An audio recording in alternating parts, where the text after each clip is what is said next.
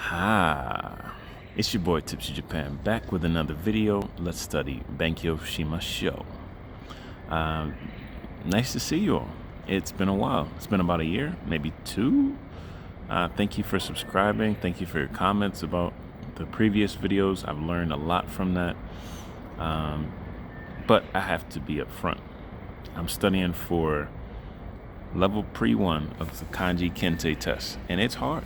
It is hard as the hardest thing I've ever studied for in my life.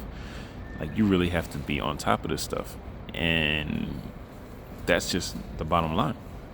I mean, you need to be writing kanji every day. You need to be reading newspapers every day. You don't need to be making a video every day in order to pass this test. And that's what I was doing. Yes, I wasn't making a video, but I was trying to make a video for every single one as I was studying it. And it's just, I mean, you need to run through like a list of 10 or more.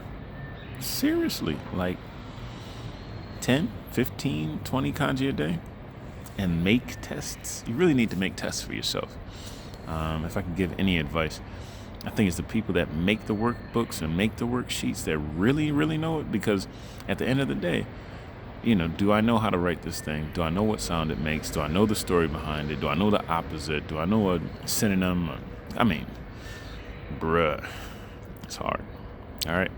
So, I'm going to continue to make videos, and I thank you for subscribing. But if you can't find me here, you can find me on Twitter. I'm probably commenting about maybe like a prophetic phrase or something like that, or a proverb. That's what I meant to say, a proverb. Thank you. All right. So, find me on Twitter, Instagram, whatever. Other than that, look out for the next video. Peace.